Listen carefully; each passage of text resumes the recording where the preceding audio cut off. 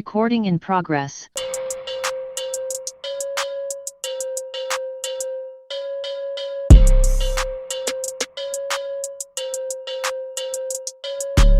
My driver's license after I turned 18. And then from there... Isn't that an Olivia Rodrigo song? Oh my gosh, I just wrote... I got my driver's license hit, last week. Yeah. Oh my gosh. Oh my gosh. Sorry. I do write Just gold. Like we always, I like do we write. always talked about. You're like, Evan, no, you're not writing. You're quoting pop songs. This is Am I? Is that copyright. So here's a little thing I wrote. Got my driver's license. Is that what I'm last week. doing? Oh, I guess that is. Well, Red shit. lights, Yeah, I got stop nothing for you sign. guys. But anyway, I learned that if I Hada's gonna shake it off.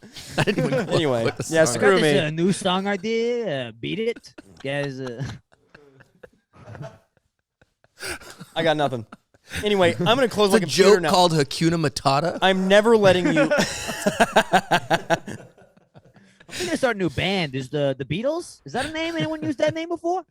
So anyway, sorry, Evan. We just Yeah, no, steamrolled you. it's whatever, man. I know.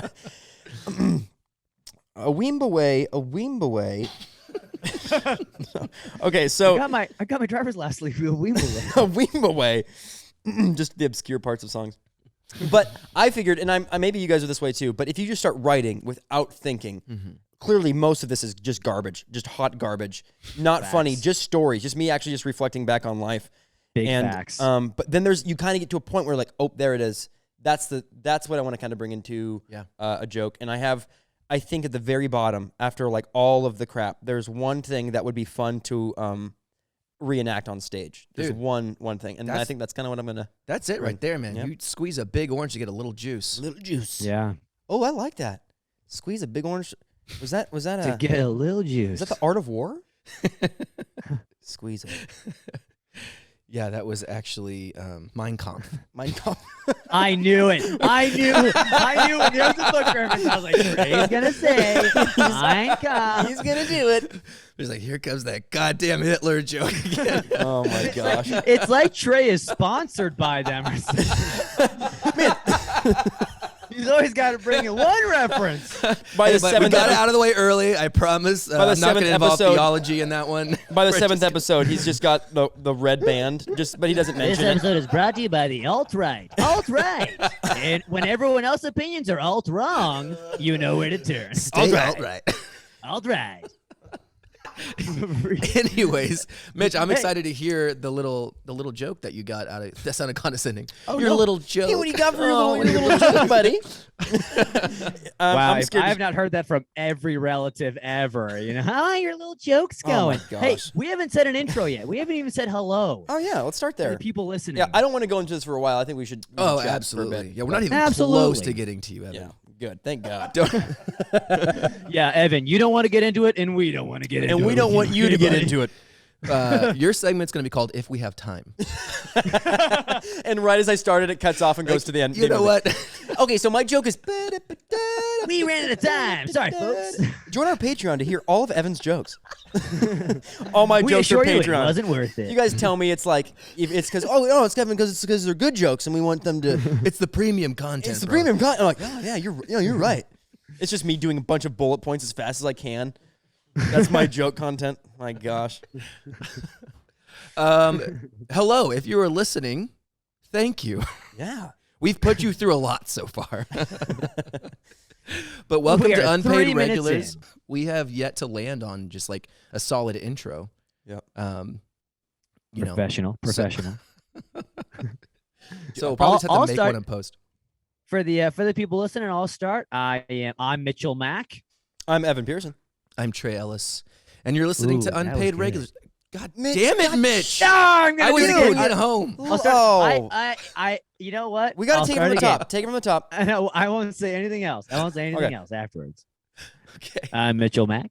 I'm Evan Pearson. And I'm Trey Ellis, and you're You're listening. damn right.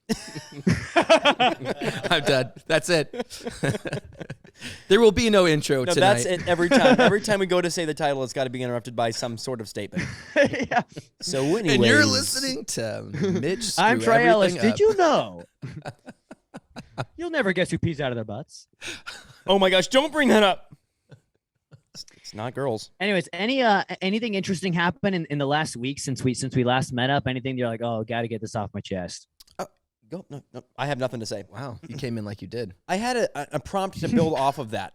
It was more like, what was the saddest thing that happened to you this week? Mine kind of coincide. Yeah. That's a good question. Okay, but Trey's got a good answer. Well, here's the thing. It's just fresh. It's not even that good. I'll probably want to redo my answer later. Okay. But I accidentally slapped a kid today at St. Martin. What? I was walking out of St. Martin. Just giving out your usual Save Mart high fives on the way out. No, but actually, literally. So I was walking out of Save Mart, and you know how when you make eye contact with someone, you're like about to pass each other, but you're like 40 yards out, and you've already made eye contact, so you have to spend 40 yards avoiding eye contact. It was kind of like that, except for this little boy, when I was 10 feet away, goes, "Who are you?" And the mom's like, "Oh, haha," or whatever she said. He's like, "Who are you?" And then he holds his hand out in universal high five posture. He holds the hand out. And I had a few split seconds to decide, like, am I going to be that weird stranger who high fives a kid during a pandemic? It's not weird. Well, I forgot about the pandemic. I was going to. But, it's Reading. Mm-hmm. People don't believe in germs here. Yeah. So I literally, I'm about to walk past and I'm like, you know what? Yeah, I'm a dad. I'm allowed to high five children. Absolutely. So he's like holding his hand down, and right as we pass, I take my hand and I swing and I smack and I kind of miss it, just hit the tip of his fingers. Okay. And I keep walking, and he goes, "Ow!"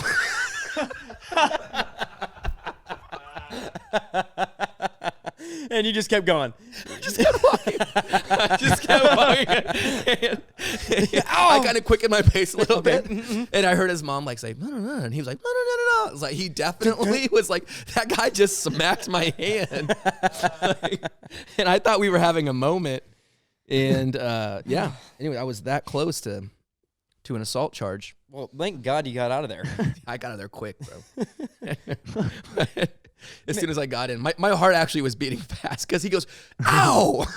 It's like, it totally would have been an option to just walk past him like a normal person. But how? I mean, but no, it wouldn't. Because if was he making eye contact with his hand when out? I play back the tape in my brain, it was like he could have just been swinging his arms. Oh. Oh, so you kind of forced it. I wanted the special moment to be there, and I was thinking, I think I was seeing what I wanted to see. Oh. And I was ignoring a lot of other social cues. Hey, Trey, I just want you to know. Hey, Trey, I just want you to know. It's not your fault. Okay, thank you. No. It's not your fault. Trey. It's not your fault. No, look at me. I just burst into tears. It's not your fault. It's not your fault, Trey. Shut up, man. Shut up, man. It's not your fault. His hand just gets higher and higher up the thigh. He's like, "But this is your fault." It's not your fault. Hey, no, listen to me. Listen to me. Whispering in the ear. It's not your fault. Evan, anything so that mixed with whatever Evan's doing is this is Trey's second set. My hand going up his thigh slowly while saying it's not your fault. I think Evan needs to hop into a relationship. Oh my gosh. I'm single. Yeah, I'm like, hey, guys, it's not my fault. Do you guys ever have do you ever crave physical touch so much that the pat down at the airport feels good? I'm sorry.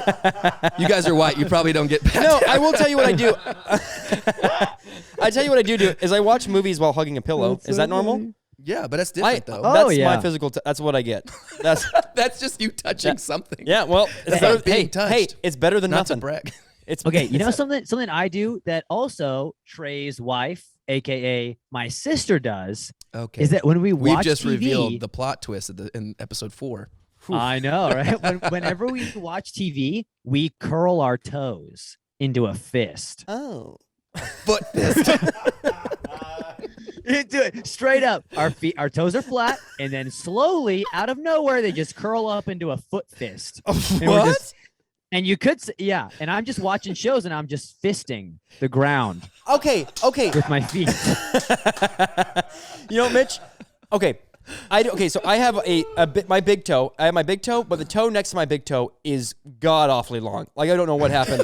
I could text with those things, and I get made fun of in my family all the time because I'm the only one who genetically got this defect. And so they're way longer. I get holes in my socks next to the big toe where that toe protrudes out. Your toe? And so I don't circle all my, but I will notice I often put my big toe over that second toe and then scrunch that toe in to where it's like the similar size as the other ones. And I do that. But I don't curl all the toes. So I'm insecure. much less weird. No, it's not out of insecurity. I think it is like a little. It's not your fault. Yeah. You start weeping. It's not your fault. Title of this episode. It's a great episode. We all need this episode. After last week, it's not your fault. Wait. Once again, I interrupted you. I can't promise it won't happen again. But I like it. What was the worst part of your week? Oh, I think the worst part. Well, the saddest part. The saddest part of my week was that this is sad. That I dressed up and went to Chicken Shack by myself. I got dressed. I chose a really good outfit. I was like, this looks good. And then I went to Chicken Shack by myself. And I had chicken. The Eureka Chicken Shack or the Churn Creek Chicken Shack? No, Eureka. Oh. Yeah. Oh, bro, I'm sorry. It was good. I just think, we talk about Evan needing physical touch, and then I come in with, I went to Chicken Shack by myself. So. Y'all ever get dressed up all fancy? Yeah, just sit down and eat chicken by yourself. It was good, and I think I really bring that up because it was a good week, but it wasn't that sad. I mean, I had chicken. Let's not forget that. If that's the saddest part it's of a your good, week, it's you're a good having week. a pretty good week. But You're having a great week. It was lonely. I was telling Phil earlier, I was like, but it's all good. We should have like a wives episode where all of our wives come. Oh, that hurts. And record, and then I was like, oh, wait a second. I was like, that would really suck for Evan. We just put the mic up to Evan's freakishly long toes. I bet. Yeah, it's like, hey guys, I bet they can I'm not talk. married, but I do have this toe thing. We can bring Evan's grandma. Oh, like she would love that. She would love to. She would love that. She would love to be have a guest appearance. My grandma's here's the deal. My grandma is very supportive. I love my grandma. I can't tell you enough. I'm not saying this because I know she's listening. That sounds what it's like. Grandma, I love you. But no, she. Hey, no, screw you guys. I'm bringing my grandma on this show. I want yeah. You're saying that like we don't want it. Where does she live? She live in Reading? Montana? Very far away. Nebraska. Russia? Dude, Nebraska's like 2 states away. No, dude. Very far. Very, very far. If you've been Nebraska. If you've driven through Nebraska, you realize how far away that is. Anywhere in Nebraska is far away That's from it's too far. else. But yeah, that's where grandma We'd love is to have her. Currently. Or on Wives Night, we rotate and we just bring a different single girl every week and see which one sticks. That's what Wives Night is. It's like an arranged marriage for me. Wow. Hey. Every week people get to vote like on YouTube. Yeah, they're like, nope, nope, not her. I'm down for that, guys. Dude, we'll set you up, man. No, guys, don't not do Wives Night because I think it'd be great. Mitch, we had a great conversation. We don't have to bring it up, but like I loved asking about like how you met your wife. I love those stories. I love like that stuff. Let's do Wives Night. I think they would. Yeah. Let's do it. Let's do Wives Night. No, guys. I'm in. So how's old girl? Old girl? Old girl. I don't even know what that means. There was some. Yeah, I was girl gonna say last for the week listeners at home and for me, what is old girl? It's the girl you were talking about last week. Oh man, let's just leave it at that. Hey, so you're saying it's nice. If you're out there, you know who you are. No, you don't. That's why I'm leaving it open. It's kind of mysterious. Because she definitely doesn't know, and so you can just. Isn't that kind of fun? Someone's it's out there like, really fun. is it me? Like Charlie in the Chocolate Factory. Like I'm Willy Do Wonka. I have the golden ticket? Yeah, like I'm the best thing you can have. What does he do? He lives with his parents on a bunk bed. Golden ticket, baby. That's the guy. That's the one. Wait a second. We talking top bunk? Oh, top. It's a loft. It's. That's hot. That's a man who knows what he wants. Hey, Mitch, what's the saddest thing that happened to you this week? Saddest thing that happened to me this week. I did some open mics. I didn't do super well at. No, but that's normal. But one thing, very regular. But one thing that happened, I don't know if I talked about this last week. So last week I flew into Reading for work stuff, and we got to record the podcast in person. And it was great. But on my flight over to Reading, it was my last flight. It was from San Francisco to Reading, and I got on the plane, and I was feeling a little gassy, and so I just let one out. And it's a very tight plane. It's like 2 rows on a side. So very tight. And I let one out. I'm like, hey, no one's going to notice. And then I smell it. And I'm like, oh, my goodness. Everyone's going to notice. And then a second later, the woman in front of me says, what's that smell? Oh, no. and it's so aggressive with too. with all the masks on too. With all the masks Oh. on. She's like, what's that smell? And so my jacket is on my lap. I put it against my head and I just fall asleep. I slam my head against the wall. And her and her husband had an argument about the smell for like 5 Oh, and they my were like gosh. blaming each other. What was there? Can I Yeah. ask you what they concluded? I don't What- I don't here's know some what of the the conclusion theories. was. Asleep, bro. I think the conclusion was divorce from the way that things were going. It was tense, man. the time. Good job, Mitch. Your butthole just tore honestly. a family apart. Can you? Yeah. think- there's probably been That's- farts that I have mean- ruined families. Hey, if you talk to my wife crazy. night, you'll discover that it's ruining this family. I mean, it's Oh, coming cannot close. wait. I cannot wait for the wives tell all. They're just gonna take turns roasting us while we're on camera. For sure. Oh, you think your For husband's sure, a piece guys. of shit? Oh, Yeah, I get ready can't. for this. Me too, guys. Right? Am I right?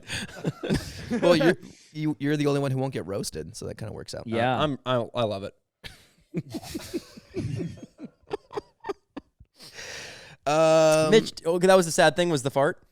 I think so. Yeah, That's pretty sad. It definitely makes you feel less than. Yeah. You know, I feel like when most people fart, it's not a big deal. You know. Oh yeah. But when I do, like my wife and I have a rule where it's like I'm only allowed to fart once a day. Really? And it's like it's a legit rule where it's like if I fart twice, Aaron will be like, Mitchell. What happens the You know, second like, time? Full name. What happens the second time? Oh, you don't want to know It's what the happens couch. second time. It's the couch for It's Mitchie. the Question. couch. That's hell. No, That's well, literal hell. You know, Only it's like fart so I have to once? like sneak them. You know, Oh, so like Yeah, you can I've fart. like I've Gotta be okay. low-key. I have a weird concept. It's called BHC, right. butthole control, Yep. and it's this idea that it's like a trumpet, right? Because air's coming out no matter Oh, what, and I okay. just gotta like place my lips just right to where you can't hear it sometimes, Ooh, you know, Lips. and. BHC. So I've perfected my BHC. So your wife really doesn't like farts. Oh well, no. I mean, if you lived with me, you wouldn't either. Oh, it's not I a. guess It's it's not true. an Aaron. It's It's not a true. my wife thing. It's true. I didn't really think about the fact that you just said a divorce happened because of your fart. So it's always they always smell bad. It's a tragic it's- smell. It's a being a human thing. It's a having Oh. a goddamn nose and having some respect for yourself. That's what it is. So you really need to practice BHC. I need more than most. Oh, dude, I'm like enlightened in BHC now. Can you give us like a beginner's course? Yeah. Masterclass. You know, it's all about angles, gentlemen. It's all about angles. You gotta understand. I'm gonna go into this for like 2 seconds, Go and there. then we're done. It's the butthole is much like the end of a balloon. Okay. You know, we've all seen a balloon, Uh-huh. and if you let that thing, it claps. The clapping is the noise, so you gotta stop the clapping. Well, that's kind of hard though. It Well, is kind of and hard. Are you using and your that's where- using your hands? Because that's the only way. That's the only way with a balloon. In my mind, that's the only way I can get the air out of a balloon without them. You know, Squeeze that little The rubber only way I'm going net. to tell you is if you pay for my 7-part program. Oh, that's 100 parts a true. lesson, Oh, you gave me the first free video. I- You're and now top of you're the funnel intrigued. Oh video, my bro. gosh, I'm clicking that link. I'm clicking that link. How do I work on my BHC? I'm on the landing page, dude. I'm sending you my email. That sounds great. Better enter that credit card. freaking Dude, hooked. I'm intrigued, honestly. But I'd buy it from my wife. Really? Call out. Called out. Shout out to Gabs. Apple doesn't fall far. That's great. No, she's great. But of the two of us, I'm the more like squeamish when it comes to that. Well, Like, Trey doesn't like farts at all. really? Like I have to very much reserve and hold myself back when I'm staying at their house. It is the ultimate test of BHC. I think you still get your one a day. Like we're not Oh yeah, starving you. I'll definitely get my and it's nice because I see you enough towards like when I fart loudly, it's like ha ha ha ha ha. You know, it's still a laughing situation. Good. But when I do it with We're not my sharing a wife, bed. it's- yeah, exactly. it's old. Oh, man. We're not It's sharing tired. a marital bed. Hey, Mitch. Hey, We're Mitch. like- Hey, Mitch. Oh yeah? It's not your fault. It's No, not your- it is. It 1,000%. Are is you my fault. lactose? Do you dive in that You milk? know, I don't know what it Game? is because I I'm could like I Getting that could milk game? fast, Yeah. dude. I could fast for like 3 days and it would still be like I'm like a truck driver down there, just like letting them all man. loose. Wow. Yeah, nothing coming in, everything coming out somehow. Well- The math doesn't add up. I'm an anomaly. You just create your own gas. You're self-sustaining. I am the You should be LeBron studied. James Oh my of gosh. farting. Yeah, you're like zero, like a neutral. You're causing carbon global footprint. warming. Yeah. This guy. Honest, or saving it. That's why I have a compost, folks. I gotta even these things out. You're I like don't those- care about the environment. I'm just not a total asshole, you know? I'm kidding. I care about the environment. He does. He does, guys. He really does more than most people. I do. So it sounds like we all had pretty good weeks. Yeah, it was good. Yeah, they was a good week. Yeah. Well, that's amazing. I'm trying to think if there's anything sadder for me because mine was just so recent and I mean, it wasn't really sad. It was just you embarrassing. did abuse a child. I mean, Yeah, I mean that's is as a sad as low it blow. gets. fingertip abuse is still abuse. Oh, yeah, it is. Any part. The fact that he shouted "ow" Ow. out loud, Ow means ow. Ow. Yeah. Ow. like means loud enough ow. for his Ow. mother to defend him. Yep. That's why he shouted. He was like, "Get him, mom!" What I love about that story is like he probably like over exaggerates most of the time, so his mom doesn't even listen to him anymore. But this time he actually was touched by a stranger. Not touched, slapped. It's slapped by a stranger on ABC. It's the prequel Yeah. to Touched by an That Angel. really was. That was a show, right? Yeah, touched by an angel. Mm-hmm. No, it was called. No, there was a show called like The Slap. Do you guys remember that? Oh, that was not. Okay, guys, 1000%. Not where I Not was making going. this up. I'm not making this up at all. Okay. It was like a show. It was like on ABC or NBC or something. And the whole premise of the show was that there was a barbecue party going on, and this kid was acting out of line, and one of the parents slapped I've the seen kid that in the video. face. One of the funniest videos. Yep. Yeah, and everyone's like, "What? What happened?" And that's what all the show. You guys seen Star Trek? Question. The newer Star was it not Trek? just that wasn't just an episode? That was a whole show. It was a whole series. no. Hey, Wow. I mean, it got canceled. That makes sense. Just like the guy who slapped the kid, probably. The guy. Oh, you guys hear me out. I got a show. Got a show. We all want to slap our kids from time to time, we right? hate kids, right? They suck. We That's slap like, it's 'em. not his kid. That's where the drama was. Oh wow. It wasn't his kid. Wait, was it like that movie where they show the event from someone's perspective and then they like rewind the whole thing and then show it from someone else's perspective? It's like 7 a.m. Here's I what honestly Johnny saw. don't know. Because in the same way that you read a news article headline and then you talk about the news, I saw the trailer of the show Gotcha. like 8 years ago. I've seen it. That's I the feel like I've extent seen of it in memes. I feel like I've seen it Yeah. pop up in memes, but that's my Just a knowledge dude with of it. big old bushy eyebrows slapping a kid. Always. If your kid gets Always the slapped, look bushy for the eyebrows. eyebrows first. It's called the slap. That's what it was called. It's called the I slap. think so. Okay. Was it Phil, satire? Phil, Tell me it Phil, was you're supposed to our be funny. guy. Phil, you're our guy. You got to look this up. Or does he have a Look phone? up the This is our guy slap with the, TV let me show. Let me get my. with the dead laptop. I'm gonna hand Phil my phone so he can. This is We'll definitely cut out this dead air. no. We're keeping it. This airs live, bro. I don't know what you're talking This air's hot. She's smoking hot. Like sit next to you in an airplane. This air's nice and warm. The slap. I never. Was it like a comedy? Was it a joke? No. It What? was a drama. Oh, that is not what I thought it was. There was a. I'm thinking of a comedy video. I'm way off. It was a parody of the slap. That's what that was. It was okay. Okay, was I've the seen the video you're talking parody. about? A dude just slapping kids Left left, and right. right. Wait, Yeah. hold on. And Phil's about to slap- come in yes. with some info. No way. Hi, Phil. All Phil, right, hit us. I got the deets, I think. So it's NBC, not ABC. Idiot. Classic. And it's starring Brian Cox, who is like a huge actor. He's in Succession. Peter Sarsgaard, Uma Thurman, they got a full-on cast here.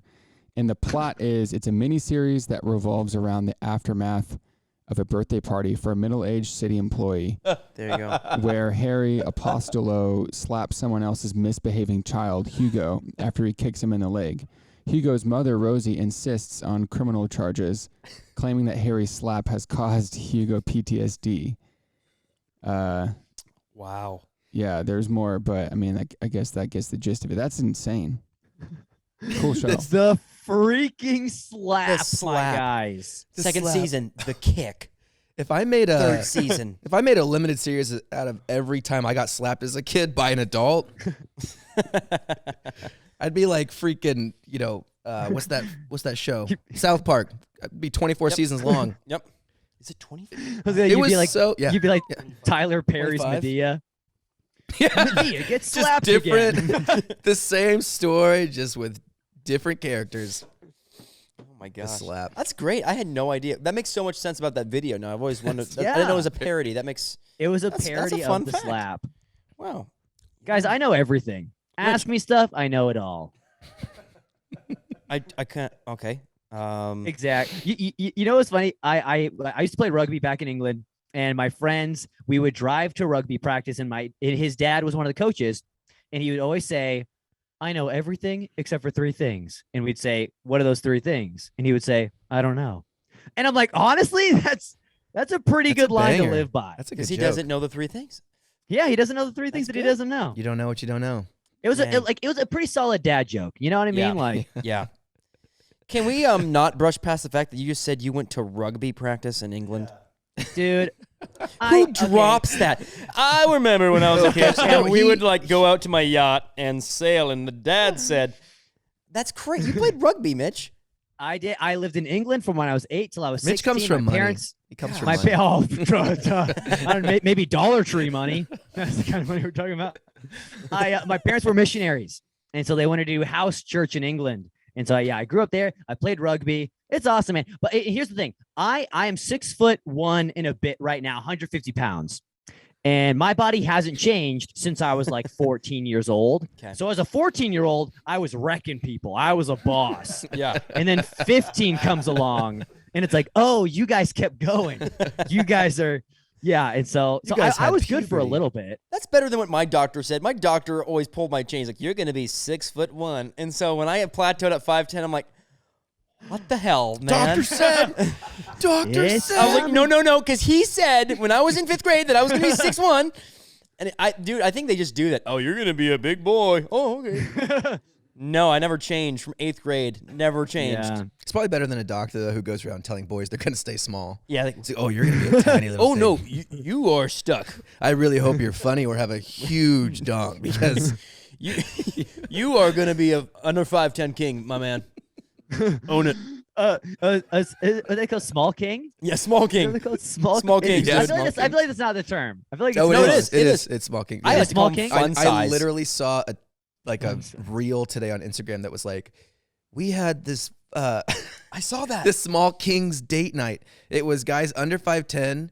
The only people allowed were guys under 5'10" and their girlfriends who were over 5'11". Yeah. Whereas 5'9" and 5'10". The girls had to be taller than their boyfriends. And only those couple dynamics were allowed into this party. It's a very specific. Yeah. That's Yeah. And like I get the short guy thing, but then short guy who is currently dating a tall girl. That's like, Oh, they're into it. oh, man. they collected. There was a large group of them. And they were like, yeah. And all the tall girlfriends are towering over their boyfriends taking pictures. So they're all going to be like, just looking like slapping this. them around. There's your show. There's the slap. That's a yeah. That's the premise I want to see. that's the slap. It's like he's too embarrassed to press charges because it was his girlfriend, but it really did give him PTSD. Yeah. He really does flinch around tall women He now. is hurt. Does sound like well, Small King sounds like a TLC show. Like we follow couples that are shorter than the girl around as they do Hollywood or Las Vegas, and then just all the jealousy that rages up when it's like time to go on roller coasters. So just all the problems that rise up with being short with a tall girlfriend. Goddamn Interesting. 52 inches. Ah. 52. God damn it. TLC does love little people, though. They do love little people. They do a lot of little people shows. They A lot of dwarf stuff going on. That seems, yeah. I mean, well, TLC is also like 600-pound life. Yeah. Like they're the same people, right? Yeah, a lot of range. They got a lot. They got a lot of range there. There's a spectrum. Yeah, They cover both ends. it's true. TLC, man. Well, we do some jokes now. I always love this trend. I love when Man, our transitions. I love are when a thing smooth, dies. huh? Well, it's about that time. I was listening Oh, to What else? the first episode the other day. What else we got? Literally, I was talking, and then Mitch, you go, "Oh, that reminds me." So I had this joke about, and it's just like never not funny to me. That was perfect. Yeah, it's called being smart and having class, Trey. Sorry, I got such big brain energy up here. I was thinking it would be cool to talk about because I've been reflecting, even like listening back onto the early episodes of this podcast, and with the debacle that happened of like, the early oh, ones. should I release this like to kids or There's nothing better than panicked like Yes, like, playback. oh no, You're like, wait, what did I say? What did I say? I said that. Thank you so much. That's so Can I nice. drink gin and tonics on camera?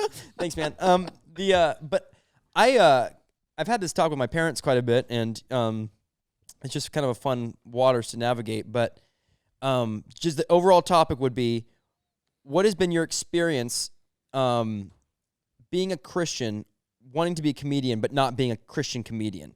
So wanting to delve into topics that maybe, I don't know, your church people are going to be offended. I'm always like, I don't really care. We'll push it. But there is like a side of me that's like, well, I want to be clean on this side, and I want to be this. And I'm just curious what you guys would say in regards to that. Yeah. Anyway, what Trey, do that's- you have any immediate thoughts about that? No, I mean, I've been thinking about that. Just like, my background and most of the people in my life from my entire life know me as like someone they went to church with, you know. But I've also in the last 5 years really, not to drop the J bomb, but I've been on a journey do it. to Oh, of like people not just being who people expect me to be, but being who I actually want to be. Yeah. Who do I feel good about? What am I proud of? Things that I've said or done or whatever, you know? And so like even the yesterday when I was like listening back to stuff and being like, oh, am I concerned that people are going to hear that and judge me or whatever? Right. It's like, well, you're never going to get rid of that. Like that's never going to be, I mean, maybe you will someday if you achieve like pinnacle, just like, self-security and whatever. But like for me, it's still a thing of learning how to listen to the voices that are worth listening to and then discarding the rest. That's great. So if someone is saying, hey, I think that was wrong, actually auditing, not just being, well, I say it and I do whatever I want to do. Right. But actually being like, well, why is that person saying that? Why are they saying it? Yeah, who are they? Why are they saying it? How do I feel about it? Would I say it again if they weren't around? So I'm talking about like parents or former church leaders or whatever. Am I going to try to live the rest of my life and spend the rest of my comedy career being worried about them hearing or seeing my content? And I was talking with Phil about this the other day and saying like, oh yeah, like, well, now people are going to see like me just being unfiltered or whatever. Hashtag. And then he was like, well, I mean, it's only a matter of time. Yeah. Like, that's true. Like, Yeah. like at the end of the day, I'm the only person who gets to decide, what I say and how I joke around. And what I've kind of concluded is that how I conduct myself and how I treat people, that'll always be something that I adhere to a really strict, like code on, call it ethical or religious or whatever. Like I'll always want to treat people a certain way, and I always want people to experience me in a loving way. I'll always be kind to my neighbor. Yes. I'll always, which I can attest to. That's very true. yeah. How about you? But when it comes to joking around, like that's where I'm ready to cut the cord, honestly, because, I actually, as a kid, like grew up wondering why I couldn't make jokes in Sunday school.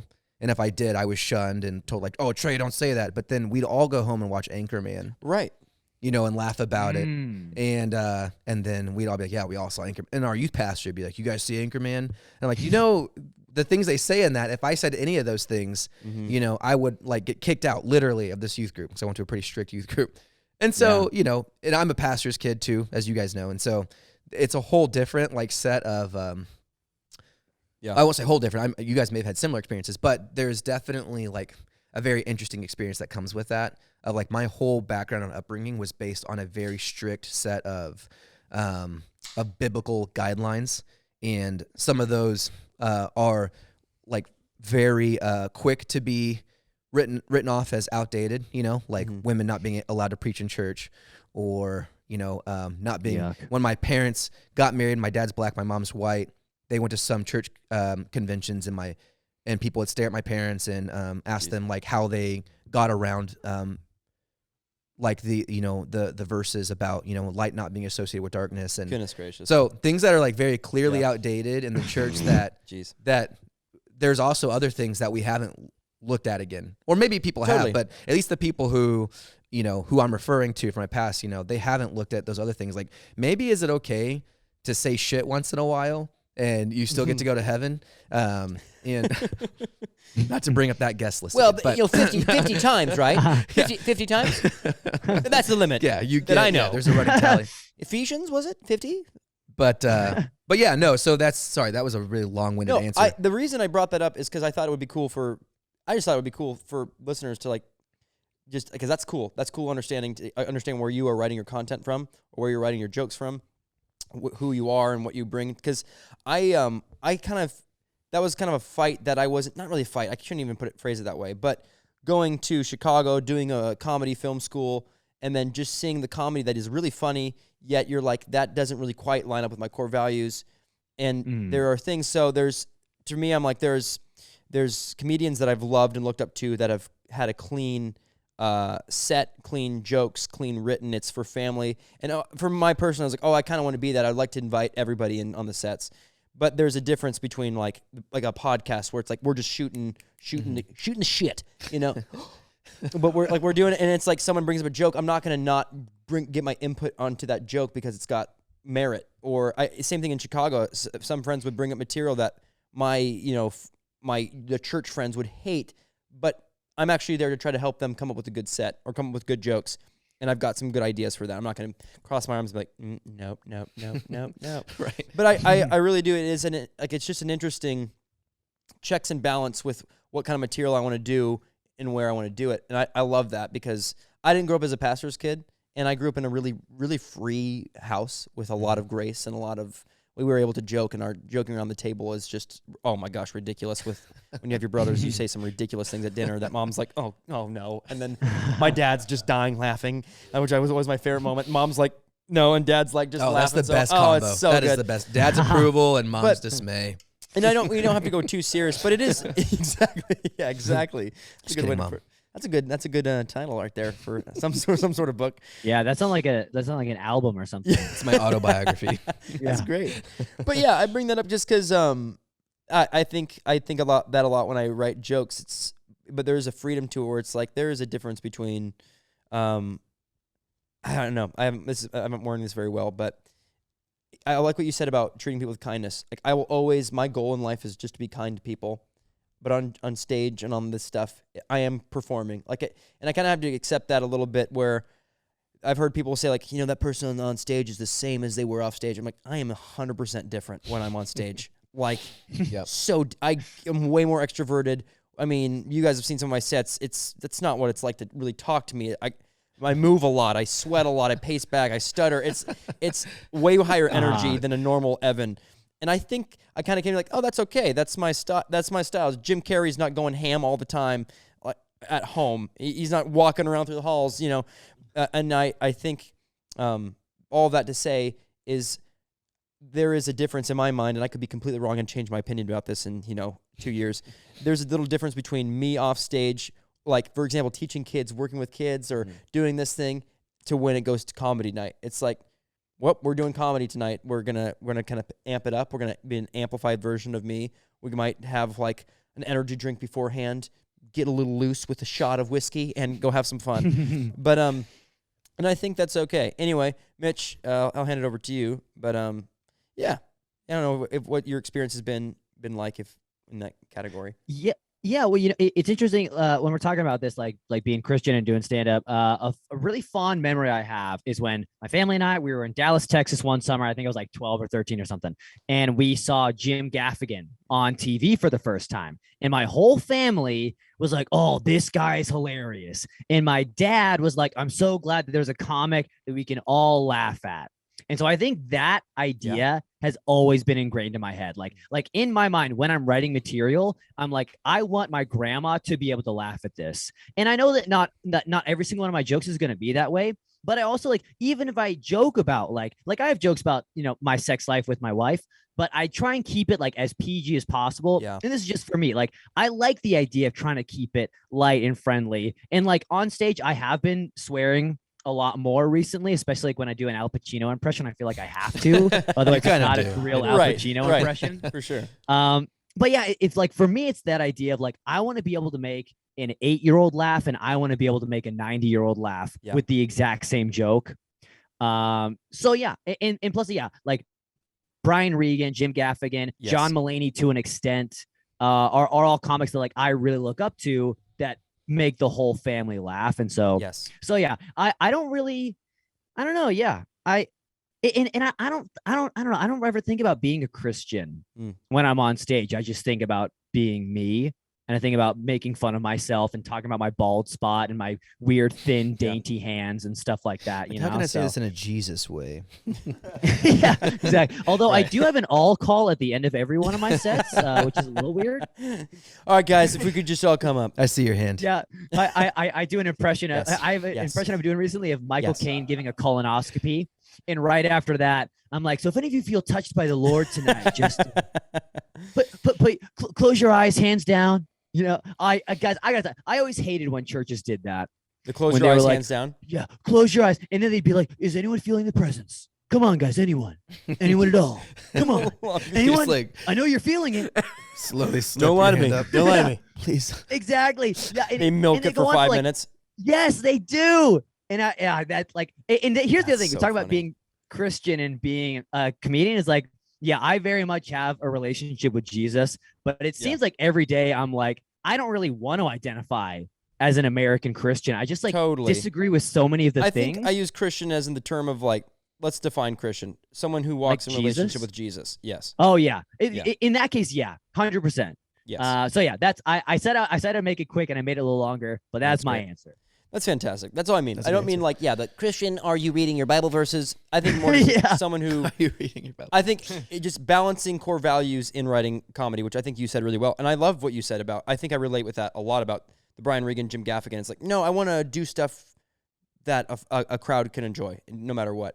However, I have found out when I'm starting to write, I'm like, I kind of like that racy joke a little bit. That's a little scary. What if I did my toe in that? Yeah. I really wanted to bring that up just because I thought it would... I don't know if I've ever actually asked you guys about that, what your journey has been in the process. No, it's a good question because that's something that I've honestly been working on myself, and like even thinking about all of us here have a good relationship with our dad, and so I know that like we probably, when we're telling jokes and stuff, there's probably that thing in the back of our head that's like, what's my dad gonna think about that? Even if it's just like really subconscious or whatever, you know. And my dad is very conservative in terms of like his speech, his sense of humor, and everything. And I think that might be part of why I've been enjoying these past few years of just like, I'm just gonna say whatever I'm gonna say, and you know, whoever wants to be my friend or quit being my friend can act accordingly, you know. And the funny thing is, it's like I'm so like the things that I'll say that like. I will never say anything into this mic that I wouldn't just say at like a game night, you know, with friends hanging out. Right. But for some reason, when it's recorded and put out as like content, then I feel like the stakes just get higher and it's judged more, you know. And maybe that's not the case. Maybe that's just a me thing, but that's kind of how I feel. And so when my dad texted me and was like, I'm excited to listen to your podcast, I was like, oh shit. So what did I say? Oh no. Did we talk about Jennifer Aniston's butthole? Yeah. In fact, we did. Seriously? Did we do that? And I was like, please say that I said butthole. Please say that I said I didn't say ass, did I? I definitely said asshole. Oh, no. Oh, dude, you're done. Your dad would have been cool with the concept had you just said butthole. He's like, it's a great premise. I didn't know all that. I love the joke. I thought it myself. We've all been there. I have been there. Oh, my gosh. That's fantastic. No, but that's, I mean, you know, I think all of us in a way have to kind of contend with what the story that we hope people like say about us and what we think it is, and then like who we actually want to be and who we actually are. And for sure, I'm trying to keep who I think I should be and who I am as tightly aligned as possible, and I don't have time to worry about the rest. Beautiful. I mean, there's just I don't have time to worry about 7 billion different opinions. You know, that sounds exhausting. I really think you have to do that, and I think that's kind of where I fight myself, and it slows you down. But you really have to get to that place, especially when you go on stage. I think I've never had fear of. I've gone into a show fully well knowing that I'm bombing, and I'm like, I don't even give a rat's ass anymore. I'm like, oh, let's burn this shit down. Like, it's like, it's going terrible. Well, we'll keep going terrible. There's one I can think of, but it's just not caring. But like transitioning that into, I think exactly what you said about content. It's like, oh, oh, that lives forever, I think. But it really doesn't. No. It doesn't. It's on there. No one's going to refer to it forever. I heard this. I say that. We're just canceled for. I'm like, it's. Anyway. This, I've always been a talkative person. I've always just said things and then just scrutinize in agony later by myself. I'm like, oh no, I said that thing. What do they think? What do they think? So this is just kind of the next level of learning how to let go of what's been said. And I know that the current climate we're in doesn't quite live that way, but like also the reason I bring that up is because this lady in college told me people aren't going to remember what you say or what you did, but they'll always remember how you made them feel. Ooh, that's good. And then when I heard that, it was really freeing because I was like, breath. I spend so much time worrying about like what I say and what I do and how people perceive me and what they think about me and if they find me charming and funny and not awkward and whatever.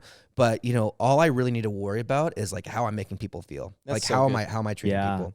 And so that is how I'm going to move forward with this podcast, with my onstage performances, how I approach writing jokes. It's like, how did I make people feel when I said that? If they felt sad and offended and hurt, then I'll look at that for sure. Right. If it's, you know, but I think offense actually is kind of a word that has many different definitions. Yeah, so many. Yeah. There are some people I'm love that. happy to offend, Totally. including Christians. Yes. Um, Especially. Amen. Hey, cheers to that, Trey. That's beautifully said. I like that. Cheers. Cheers. Cheers Cheers. Cheers over the internet, man. to pissing off our fellow Christians In a good way. in a good, wholesome, Christ-loving way. In a pruning way. A pruning way. We're just snapping. Talk about circumcision. You know, it's not just for the penis. Circumcision for the soul. Circumcision for the soul. Get rid of that extra gunk. You don't need it. You don't need it. How you refer to foreskin as gunk. It's just extra gunk. Yeah, everyone's like, that kind of hurt my feelings a little bit. 50% of our audience just got. Yeah, I didn't mean, guys. Hey. You guys know that I'm sitting next to a real life non-circ over here? Non-circ, dude. I love that terminology. Dude, I'm Guys, praying, it's not me. I'm praying that God restores my foreskin. If he can restore virginity, he can restore our foreskin. Hey, Phil, do you want us to lay hands? Do you want us to lay hands? Yeah, I actually would. Dude, you go to the doctor, you're like, doctor, it's happening, the miracle, my foreskin's being restored. He's like, dude, that's a growth. Hey, that's You should have cancer. had that looked at years ago. Wow, that's not a miracle. That is That is stage an 4. STD. That is That looks like chlamydia. what is that, a toenail? Oh, crap. You got what we call rhino dick. Yeah. You're growing a horn. Yeah, you are growing a horn on Growing your a horn on your head. You're growing a horn on even your mad. peen. Ew, what if that was a thing? You I'm could grow it. impressed. Oh, that would suck.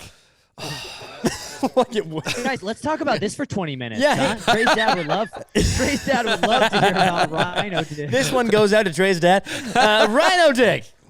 Anyway, let's. Oh my To god. Charles the Hey, Second. you can make yourself feel a lot better with all of the stuff in the world. You know, there's COVID. Yeah, there's smallpox. There's dirty drinking water in Africa. But there's not rhino dick. We don't got that. You cannot sprout a horn from your dickhead. Ever. Are you suffering with rhino Not dick? even once. Not even rare cases. The commercial for that. Call now if you're suffering with rhino dick. I was suffering with rhino dick for 4 years. I had so many holes in my pants, I didn't know what to do. People thought I had a very pointy erection. Just. Oh no! It's not what you think. I'm not happy to see you. It's rhino dick. It's not weird. It's just a growth.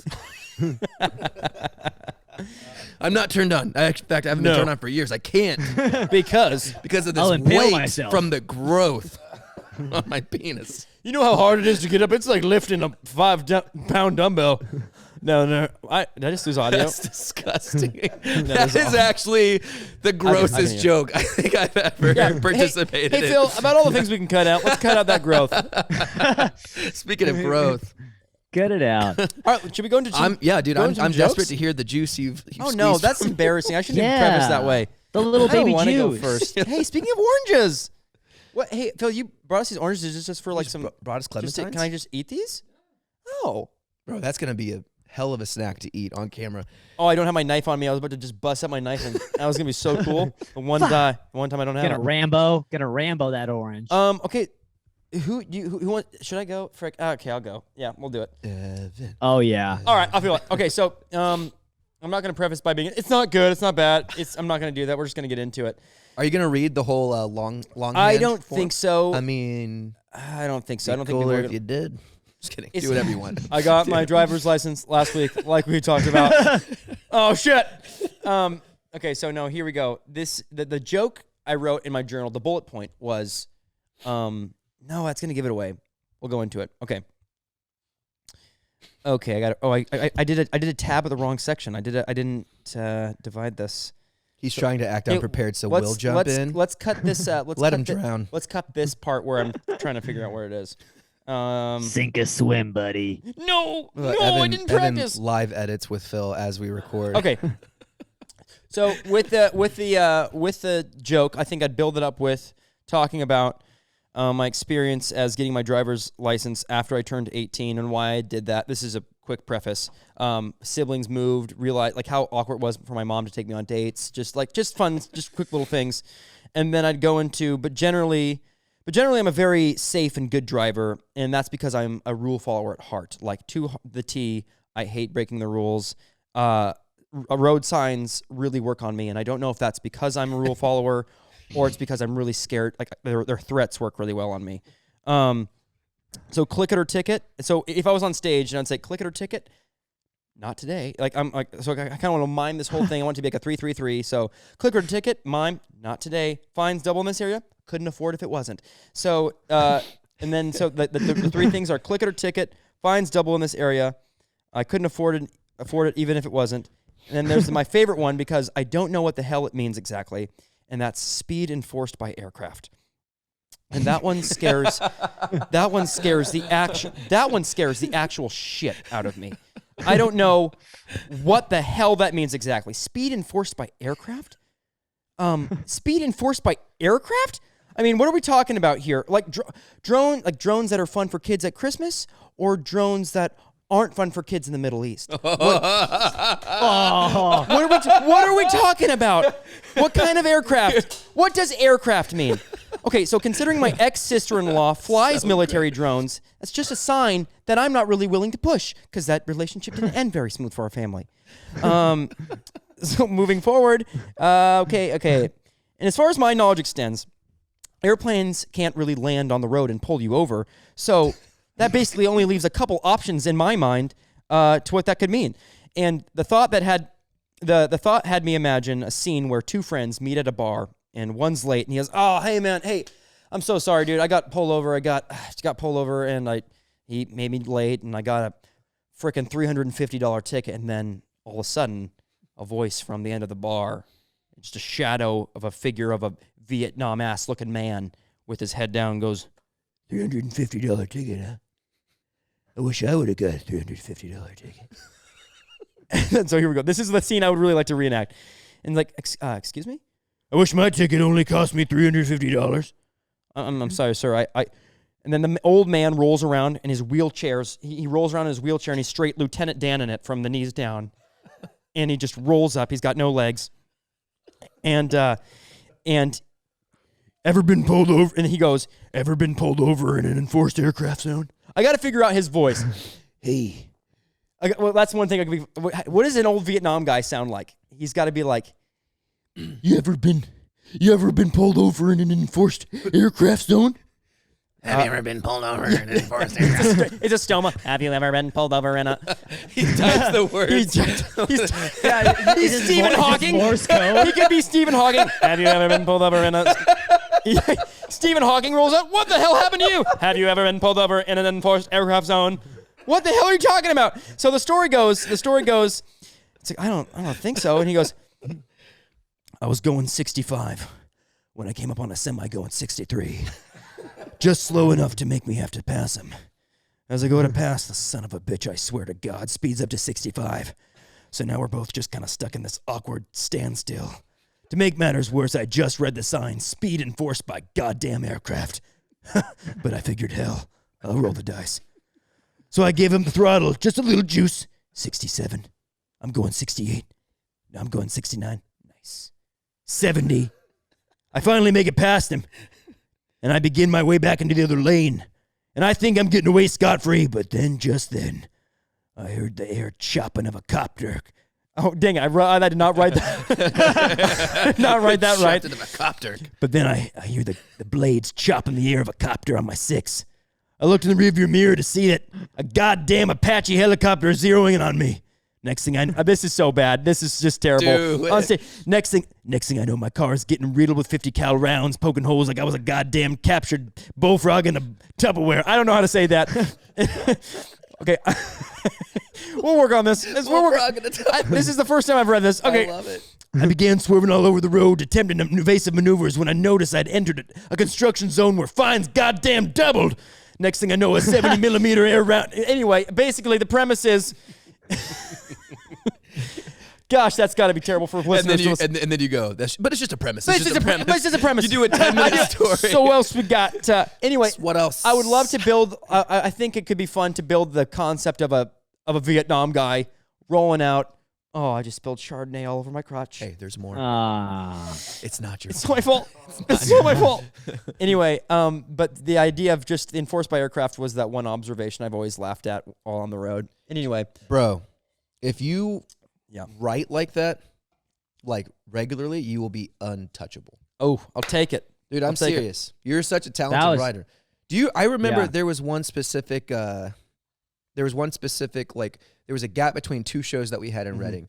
And I genuinely think it was like the first time we did stand up together, like, and then the second time. And the first time you kind of winged it. I remember being like, Evan, like, what do you have written down? You're like, oh, bro, like I didn't write anything. Like I'm just gonna kind of wing it. I've got these joke Bullet ideas. I've got this great blind bit I'm gonna do, and I've got this, I don't know if it was impressions or stories or whatever. But then no, actually, no, this wasn't the first and second time. This was the first few times. Yeah. And that's kind of just how you did it. And it was funny. But then we did the Fratelli shows. Yeah. The last shows that I ever did. Yeah, that's crazy. That's crazy. And you were like, you took it really seriously. You're like, I'm actually going to write my stuff. Yeah. Like, I'm actually going to write it out. And then we got together a few times, wrote some stuff. And then at Fratelli's, you were like on fire. Yeah. And it was like a very like Oh yeah. perceivable next level upgrade. And you are like such a strong writer. I mean, your brain is so clever that sometimes I think it's faster than even you can tell a story. And so that whole thing, you could do that on stage. Do you know who who Maria Bamford is? No, I'll put their name down. Oh my gosh. I'll put her name down. She is absolutely. Mitch, you know who Maria Bamford is?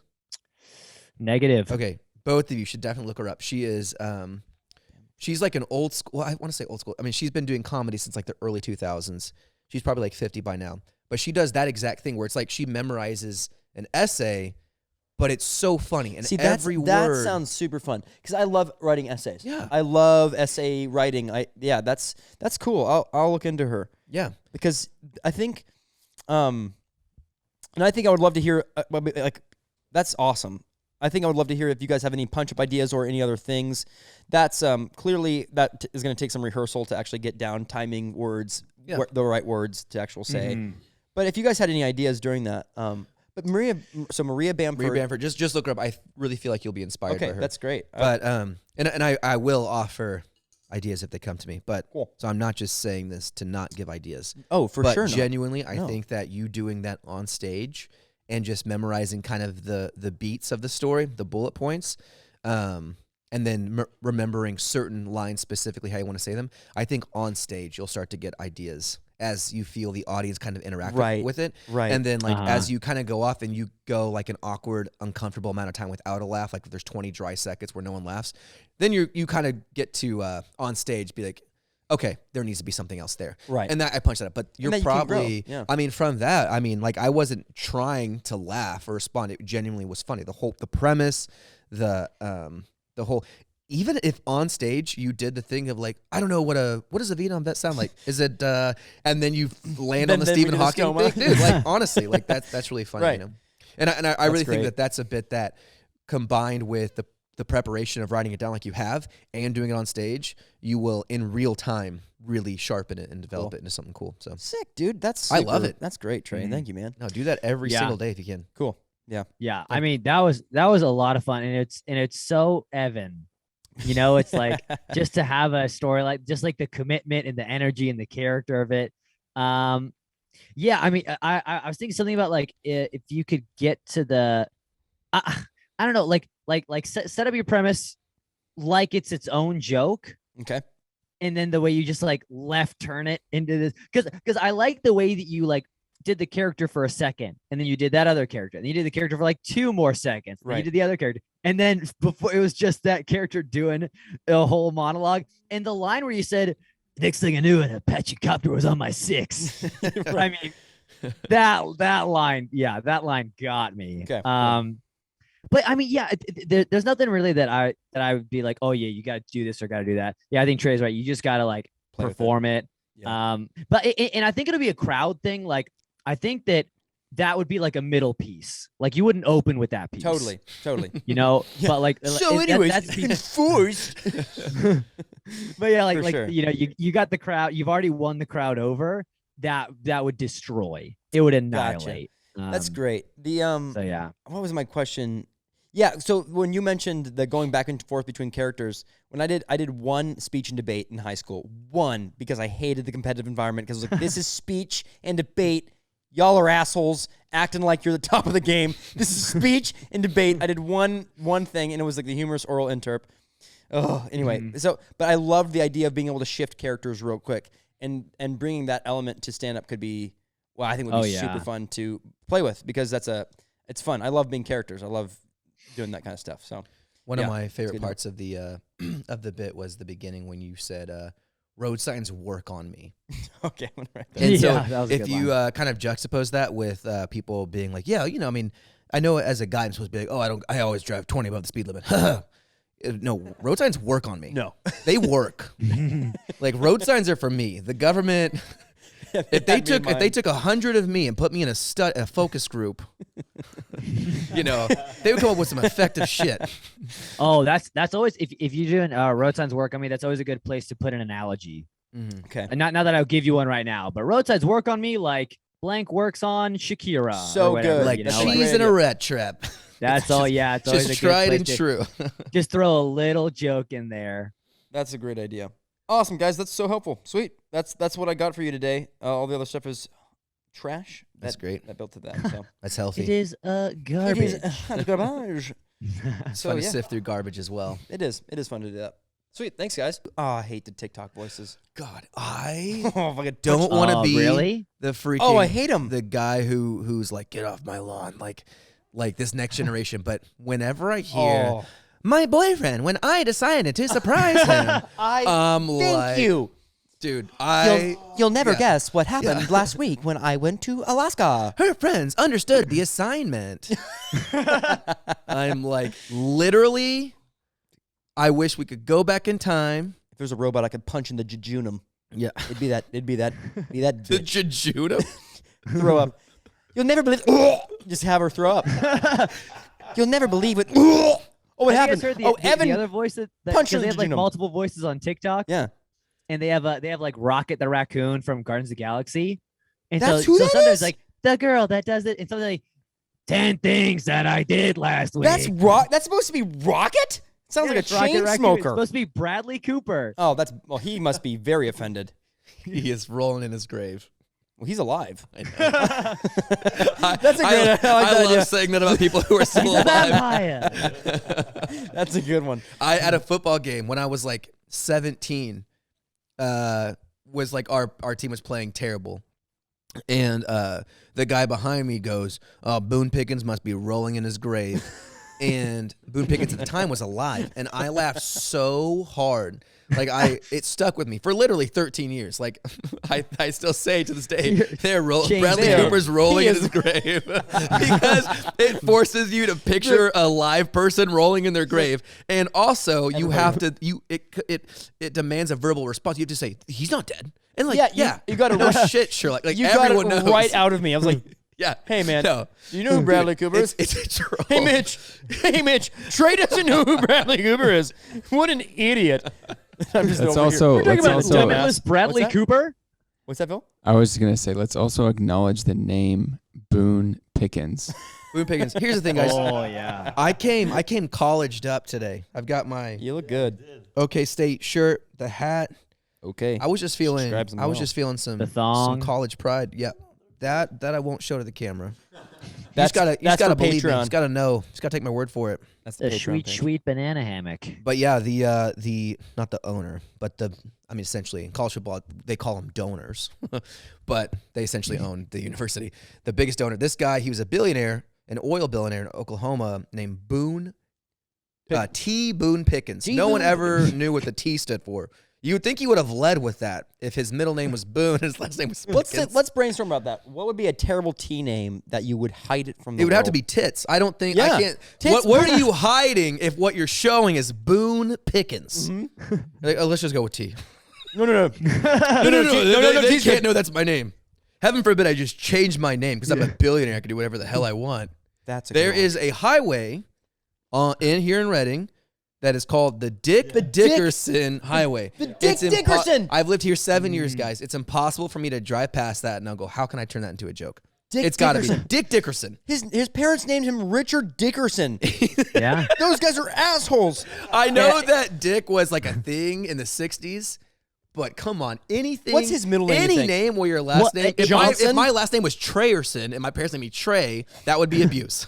Trey It doesn't matter what it is. You know, actually, so you told me about Dick Dickerson like a while back, and I looked up his middle name. It's Head. No, it's not. No, it's not. You're stupid. Mitch, you're kidding me. Hey, I'm Phil, dead serious. hey, producer, can you get on that? It's Dick not Dickerson. true. His name is Dick Head. Okay, you're pulling my leg right now, right? He's totally trolling you. Oh this my is gosh. classic Bradley Cooper's rolling in You his got. grave. I just pulled you. I am Man. gullible tonight, dude. You got me. The Coops and Dick Dickerson and Mitch, I fully believed you so much, and I don't know if that's just because like I just trust you, which is a great sign. But Yeah, I was you like, should, man. his middle name was Head. you know what's so funny? As I was saying that, I was like, no one is gonna laugh at this. Oh, no one is gonna respond. Well, to I thought it this. was real. That's why I was like, no. And I Yeah, I well, you got changed me. Evan. I changed Evan's did. molecular See, being. this is with why that. they were able to punk me to say that girls pee out of their buttholes. I'm like, I'm so trustworthy when you say it with confidence.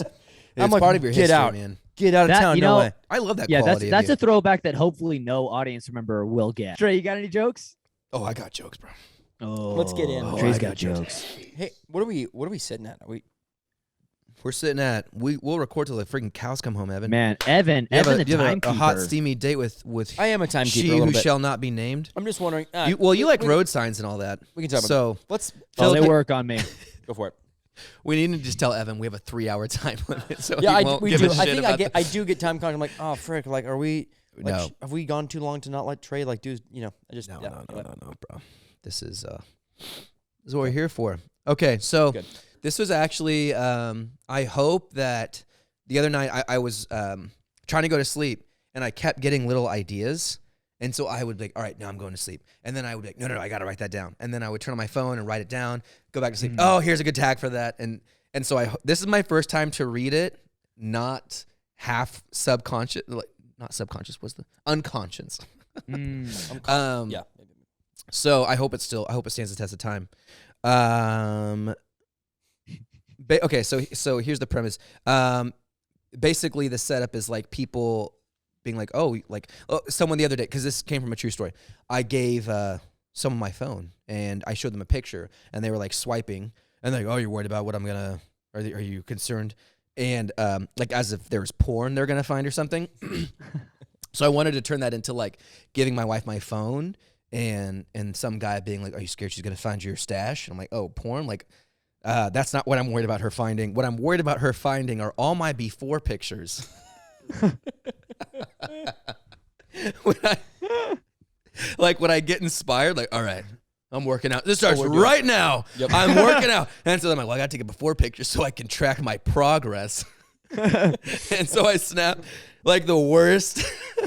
Like I try to look as ugly as possible. Like I just let my gut hang out. I like, snap a pic. I'm like, oh, that's gonna look so good in 9 months. People are, it's gonna be such a drastic transformation. But then like 3 weeks later, you find yourself taking another before pic. And so if you scroll through my phone, it's just a series of disgusting belly pics. Just like Trey covered in barbecue sauce all over his face. Don't worry, this is gonna look great. This is gonna be a great transformation. Well, one of them's a video. This is my lowest low. You will look back at this a changed man, Trail. That's so good. It is 7 a.m. May 23rd, 2019. I am currently sitting It's at really 170 cold. pounds. It's really cold outside. So, I smoked a cigarette right before I went to bed and then watched 4 seasons. I lost. I ate 5 crunchy crunch wraps. I cried, and then I went back and ate 5 more. I woke up and I hated the man I've become. So today I swear to you, I look the same. The joke is that 3 months later I'm scrolling through my pictures and I find that before photo and think, damn, I looked good. oh shoot! Like, man, I wish I could get back to that. Where'd this handsome devil go? You make it your profile. man. Make it your Simpler profile times, picture. simpler times. Yeah. Barbecue post sauce is looking Profile. pretty I remember that, good. Dad. It's my make profile it your picture. profile picture. Oh, that's a good profile. That's a pic. great tag. That's a So good that's one. my profile picture now. So that's now my LinkedIn profile. Dude, that's good. you That- take In a- your Hanes underwear. I don't care if people know. Briefs are back. Briefs are back. And then the other thing that was kind of related to that is no, I'm not worried about her finding porn. I'm worried about her finding all the times I've screenshot our text conversations when I prove her wrong. She's gonna find like screenshots of conversations we've had where I've been like, whatever. I don't even have an example Totally. yet, but that's what I'd be worried about her finding out. So that's the idea there. That's good. Oh, sorry. please, no. Is there more? I want like 3. I want like Uh-huh. the before waiters, the conversation. Like if there's one more you can think of in Wait, time. what do you mean? 3 of what? 3 of maybe you were about to do this. Maybe I cut you off. Sorry, but like 3 of what I'm worried she's gonna find. Oh. Like one more. Uh-huh. If you have one more, and like maybe you bring it's like in the one I'm most worried about Mhm. is all the before photos, and then you Mhm. go down that. But like just like maybe hit them with a quick 2. The conversation, because that's a funny line. Just like the screenshot, you could even just you don't even have to go into depth with that one line of like, in my opinion, you could play with it, but like of the screenshots of all the conversations I was right about, one more joke, and then you bring in the final thing, the final thing that you kind of go. Yeah, down see, my thing I was thinking is if you have a third thing, it'd be super quick. yeah, Mhm. And Yeah. my first idea was like maybe maybe just as a joke you say it is porn. Well, I was gonna say porn or like Man. I've got all these videos of naked girls who aren't my wife just like eating hot dogs covered in ketchup and So I am worried about that. Yeah, I mean, no, not porn. It's not porn. What it is, It's art. Is it's a girl and she shakes her butt and she does it a lot of times, so I can watch it over and over and over again while I masturbate. It's But I'm not worried about porn. No. I'm worried about this girl, and then I describe in excruciating just painful detail what pornography is. And oh my gosh. But I digress. But Cut it, Phil. cut it out. I love that. I really do love that thing because there is the thing of like the swiping. Even I get nervous even though I know I have nothing on that. These people start swiping, I'm like, huh? I'm like, oh, there's nothing there. It's a bunch of screenshots I've accidentally taken on my home screen. But like, so I think that's a great premise, man. That'll be super fun. Oh yeah, that's super funny. Yeah. Thanks. I'm excited about it. Inspired by true events. Bum bum. No, the sad part is when you do have the after pick, but now that looks very different from where you currently are. You've got to take another before pick, start your fitness journey all over again. I say that as my former trainer sits 24 inches away from me and chuckles as I drink Chardonnay at midnight. Shaking his head and Shaking his damn uncircumcised head. Being like, I really hope comedy works out for you, Trey, because you have a short time, my friend. You have a short time. Okay, so I think a couple weeks ago I talked about how Chuck E. Cheese is like a casino for children. Mm-hmm. But I wanted to start with that. Thank you.